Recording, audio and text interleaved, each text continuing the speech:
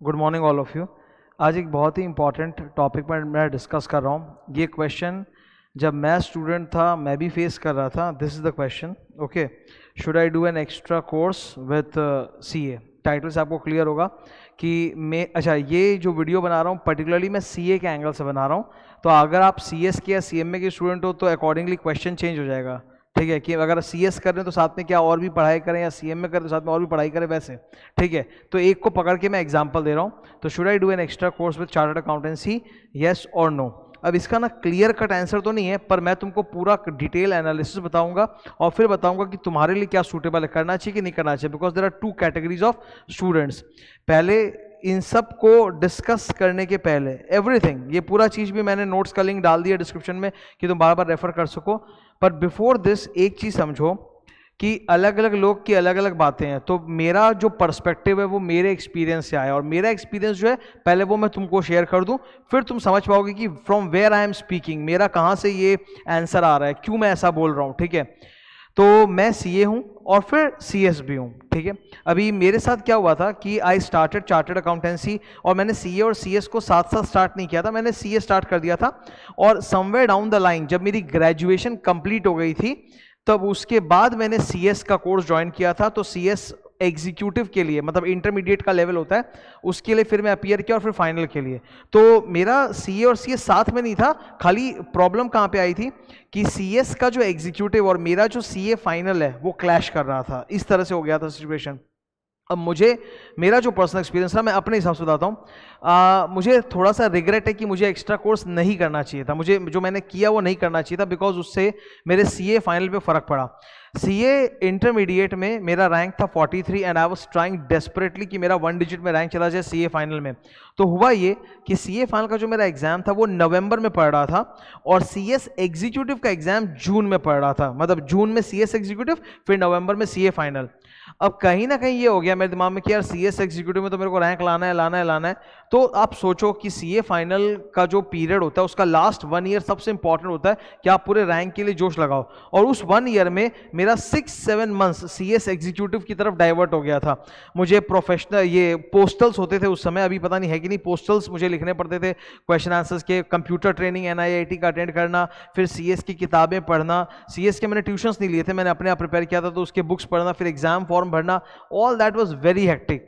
तो कहीं ना कहीं क्या हुआ, उसने मेरे सीए फाइनल की जो मेन प्रिपरेशन टाइम है उससे वो टाइम निकल के सीएस में चला गया।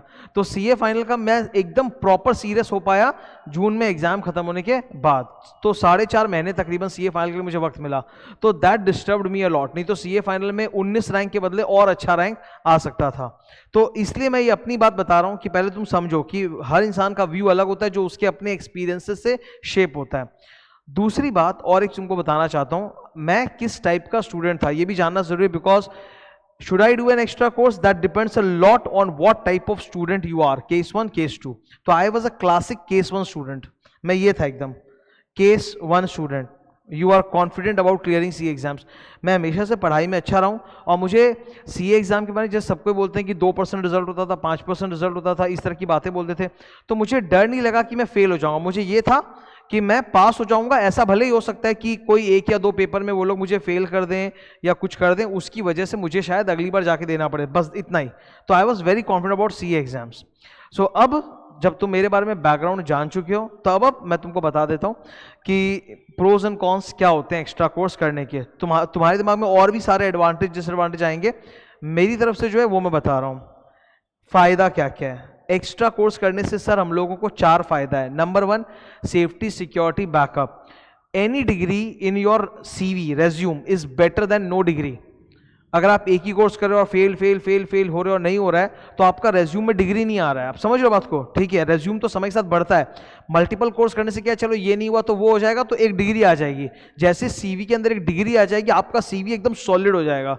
तो any degree, any professional degree in your resume is better than no degree. इसलिए multiple course gives you that safety, that backup. एकदम पक्की बात है ये। 2, मोर नॉलेज। ऑब्वियसली आप एक्स्ट्रा कोर्स करोगे तो थोड़ा तो और नॉलेज मिलेगा। ये तो नहीं कि दोगुना नॉलेज हो जाएगा, पर थोड़ा और नॉलेज तो मिलेगा ही। तीसरा, मल्टीपल। और फायदा क्या है, अगर मान लो कि आपने 3 कोर्स किया और आप CA CS CA में, आप तीनों में ही सफल हो गए, तो आपका CV दूसरे स्टूडेंट के CV से बेटर होगा, बिकॉज उसके CV में 1 डिग्री है, तुम्हारे में 2-3 डिग्री है, तो multiple degree in the resume is better then single degree. चौथा, अगर तुम्हारे पास सरप्लस टाइम है तो तुम एक्स्ट्रा कोर्स परस्यू कर सकते हो, उससे तुम्हारा टाइम भी वेस्ट नहीं होगा, यूज हो जाएगा। These are the clear cut advantages. Sir disadvantages क्या है, ये रहा डिसएडवांटेजेस। पैसे का खर्चा तो बहुत होगा भाई, आजकल तो क्या है ना, स्कूल की फीस इतनी हाई हो गई है और कोर्सेज की फीस भी बहुत बढ़ते जा रही है, तो रजिस्ट्रेशन का कॉस्ट लगता है, एग्जाम का कॉस्ट लगता है, कोचिंग लेते हो तो कोचिंग का पैसा लगता है, कंप्यूटर ट्रेनिंग वगैरह सब चीज़ में पैसा लगता है। दूसरा, टाइम खाता है। मेरे लिए अगर तुम बोलोगे ना, तो मेरा जो सबसे बड़ा मुझे जो तकलीफ हुई थी वो ये वाला था, ये और ये मेरा टाइम बहुत खाता है। कोई भी एक एक्स्ट्रा कोर्स करो तो देखो, बात को समझो, CS के अंदर भी और CMA के अंदर भी बहुत सारे ऐसे सब्जेक्ट्स हैं जो कॉमन है CA के साथ ही, वेरी मच कॉमन। अगर मुझे सिलेबस बताना हो ना, तो CA CS और CMA का सिलेबस काफ़ी मैच करता है। CS का थोड़ा कम मैच करता है बिकॉज उसमें लॉ पेपर्स बहुत ज़्यादा है, वरना CA और CMA का बहुत कुछ मैच करता है। पर फिर भी मुझे वो भी पढ़ना है, उसका भी एग्जाम देना है, क्योंकि मैं उसमें भी रैंक लाना चाहता हूँ। I am not going to claim any examinations and all. तो टाइम भयंकर ब्लॉक हो जाता है एक एक्स्ट्रा कोर्स करने से, एंड कहीं ना कहीं वो आपके मेन प्रोफेशनल कोर्स को हिंडर करता है।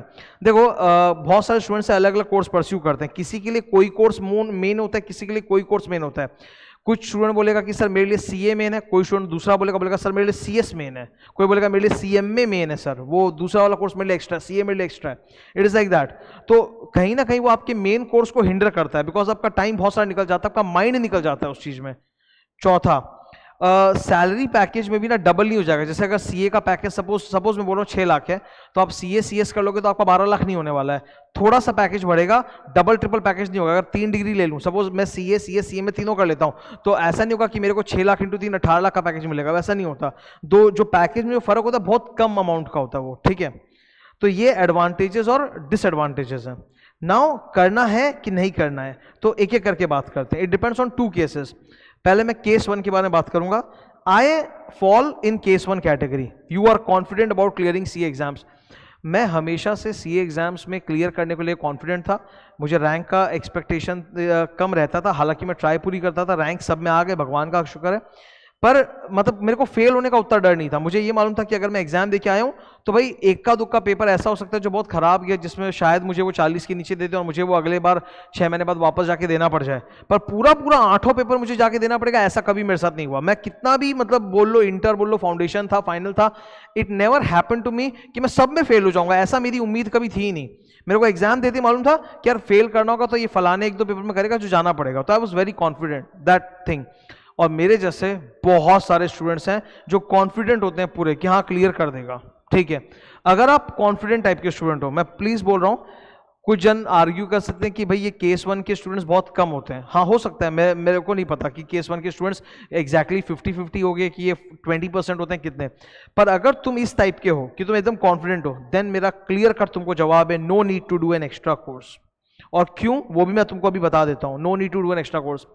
देखो डिग्री एक स्टेपिंग स्टोन होता है, डिग्री मिल गया काम पे चालू। असली चीज मैं बता रहा हूं वर्क एक्सपीरियंस है असली चीज। जो लोग भी पढ़ाई में अच्छे होते हैं ना, right now I am specially talking to topper type students. जो लोग भी पढ़ाई में अच्छे होते हैं उनको एक प्रॉब्लम क्या हो जाता है कि उनको पढ़ाई से इतना ज़्यादा अचीवमेंट का फीलिंग आता है, अचीवमेंट का कि मेरा रैंक आ गया या मैं फर्स्ट आ गया वैसा, कि वो लोग उस सक्सेस को बार बार कॉपी करना चाहते हैं और वो लोग पढ़ाई छोड़ना ही नहीं चाहते। मतलब they want to become a life long eternal student, कि पढ़ते रहेंगे, मतलब 100 साल की उम्र में भी उनको कोई कोर्स पकड़ा दो वो पढ़ते रहेंगे, उस टाइप का बीमारी हो जाता है। But you have to understand that does not help. Doing over and over too many multiple courses is not going to help. कारण इन सारे कोर्सेज में बहुत सारा कंटेंट सेम होता है। आज तुमको मैं पूछता हूं, तुमने सपोज क्लास 10 जो है वो ISC बोर्ड से किया होगा या CBSE बोर्ड से या अपने स्टेट बोर्ड से किया होगा, जो भी। तुमको अगर कोई आके बोले कि देखो तुम क्लास 10 ना तीनों बोर्ड से अलग अलग 2-3 साल लगा के तीनों में अच्छा लाओ तो ज्यादा फायदा होगा, ये सही है क्या? मतलब मैं क्लास 10 का एग्जाम अलग अलग बोर्ड से देता जाऊं तो कोई ज्यादा फायदा हो जाएगा क्या? अलग अलग बोर्ड का सिलेबस काफी कॉमन है, थोड़ा सा मिसमैच है, तो does it help in any way कि मैं क्लास 10 को 3 बार दे के 3 बार फर्स्ट आ जाऊं 3 साल तक? कोई सेंस नहीं बनता। एक्स्ट्रा कोर्सेज वैसे ही हैं। ऐसा तो है नहीं कि तुम कॉमर्स के स्टूडेंट हो और CA के साथ तुम बोले सर हम MBBS भी करेगा, तब तो भाई बात अलग हो गई, वैसा तो सीन है नहीं। Ultimately you are going to do some course which is related to the commerce stream, तुम वही उसी में अपना माथा लगाओगे, ठीक है। तो अति ज्यादा एक्स्ट्रा कोर्सेज करने का जो बेनिफिट है वो कम है, उल्टे क्या होता है वो आपके वर्क एक्सपीरियंस का जो एंजॉयमेंट है वो ड्रेन कर देता है। आर्टिकलशिप में अच्छी आर्टिकलशिप पे फोकस करो, अच्छे वर्क एक्सपीरियंस पे फोकस करो, एंजॉय दैट वर्क, तब जाके तुम उसमें नया नया चीज डिस्कवर कर पाओगे जो तुमको लेटर ऑन हेल्प करेगा लाइफ में, रादर देन पढ़ाई पढ़ाई पढ़ाई पढ़ाई पढ़ाई, वो नहीं फायदा आएगा। असली चीज होती है गिविंग सर्विसेज, रेंडरिंग सर्विसेज, उससे वैल्यू आता है, वैल्यू क्रिएट होता है, मनी आता है, पैसा आता है। हम जो भी पढ़ाई करते हैं, एफर्ट करते हैं, करियर बनाते हैं, पैसे के लिए तो करते हैं, इसमें झुटलाने की कोई बात नहीं है। तो फोकस ऑन वर्क। अगर आपको कॉन्फिडेंट है तो आप कोई एक्स्ट्रा कोर्स मत करो, आप उससे बढ़िया उसी कोर्स के अंदर रैंक की चेष्टा करो कि मैं इसी में इंटर में फाइनल में रैंक लाता रहूंगा। अच्छा वर्क एक्सपीरियंस गेन करो, आर्टिकलशिप या जैसे भी अच्छा वर्क एक्सपीरियंस होना चाहिए, ठीक है। याद रहे डिग्री केवल एक स्टेपिंग स्टोन है। एक बार आप क्वालिफाई करके कहीं जॉब पकड़ लेते हो ना, उसके बाद आपके पास कितनी डिग्री है, आपका क्या रैंक है, नोबडी केयर्स, नोबडी केयर्स। आज 2 साल तुमको हो जाएंगे ना जॉब करते हुए, उसके बाद सबको यही पूछेंगे कि पिछले 2 साल में आपने क्या काम किया, वो बताइए। अपना डिग्री रैंक हमको मत गिनाइए, स्कूल में स्पोर्ट्स में ट्रॉफी लाए थे वो सब मत बताइए। सीवी में लोग लिख देते ना बहुत सारी चीजें, मैंने ये किया था, मैंने वो किया था, मैंने कुत्ते के पिल्ले की जान बचाई थी। कोई काम नहीं आने वाला, कोई काम नहीं आने वाला। Everyone wants work from you, कि तुम क्या वर्क कर सकते हो, वो इंपॉर्टेंट है। तो अगर कॉन्फिडेंट हो तो please stick to one course, that is my clear suggestion. Case 2। अब ये वो कैटेगरी जिसमें मेजॉरिटी स्टूडेंट्स अपने आप को रखना चाहेंगे कि sir I am not sure, मतलब मैं अपने ऊपर तो कॉन्फिडेंट हूं पर मैं इंस्टीट्यूट पे कॉन्फिडेंट नहीं हूं, ऐसा भी कैटेगरी है। मतलब दो तरह के हो सकते हैं कि सर मुझे कॉन्फिडेंट नहीं कि मैं सीए क्लियर कर पाऊंगा, और दूसरा कि सर मुझे अपने आप पे तो विश्वास है पर मुझे इंस्टीट्यूट पे विश्वास नहीं है कि ये लोग मुझे पास करेंगे, आई डोंट ट्रस्ट देम। अगर दोनों में से कोई भी केस है जहां आपको ये क्लियर नहीं कि आप कर पाओगे सीए या कुछ बैड लक हो जाएगा, then you should go for an extra course, must take an extra course। वो बैकअप बहुत जरूरी है, क्योंकि डिग्री जैसे ही सीवी में आएगी तुम्हारे रेज्यूम में, तुम्हारा रेज्यूम का वैल्यू बढ़ जाएगा। Any professional degree is more important than no degree. आपने कौन सी वाली डिग्री की है वो सेकेंडरी है, वो मायने नहीं रखता। पहले डिग्री इंपॉर्टेंट, डिग्री चाहिए सीवी में, ठीक है। You must take an extra course, वो एक अच्छा प्लान भी होगा फॉल बैक करने के लिए। Degree is very important in the CV. आप ये भी कर सकते हो कि 2-3 कोर्सेज अगर आप पढ़ रहे हो तो साइमल्टेनियसली नहीं परस्यू करके अलग अलग परस्यू करते। जैसे मेरे केस में काश ये होता कि मैं सीएस एग्जीक्यूटिव का एग्जाम उस वक्त के लिए ड्रॉप कर देता और मैं सीए कंप्लीट करने के बाद सीएस का एग्जाम अपीयर करता। I should have done that, तब फिर शायद ये प्रॉब्लम मेरे साथ जो भी होती ही नहीं। तो आप अलग अलग कोर्सेज टाइम गैप के बाद भी कर सकते हो, one after the another, rather than doing all of them simultaneously. वो भी अच्छा स्ट्रैटेजी है, that's in fact a great strategy. चौथा मैं ये बोलना चाहूँगा, चाहे आप एक कोर्स करो चाहे मल्टीपल कोर्सेज करो, don't compromise your work experience. वो बहुत काम आता है, बहुत काम आता है। तुम जिस दिन काम पे चले जाओगे ना, तुमको खुद रियलाइज होगा कि यार ये जो पढ़ाई वगैरह डिग्री हम लोग कर रहे हैं ये सब सेकेंडरी है, मेन है काम कितना अच्छा हम लोग सीख रहे हैं, क्योंकि हमारी असली यूज हमारे वर्क पे ही है। आज मैं तुमको पढ़ा रहा हूँ एज अ टीचर, क्या तुम मेरी बैठ के डिग्री देखते हो या तुम मेरा रैंक देखते हो कि सर का कितना रैंक आया था, सर का क्या डिग्री था? तुम्हारे लिए इंपॉर्टेंट है कि सर मेरे को पढ़ा कितना अच्छा रहा है। तो work is more important, the value that you are generating for others, that is more important rather than the degree. तो वर्क को कॉम्प्रोमाइज मत करना। सो ये था मेरा तुम लोगों के साथ पूरा डिस्कशन।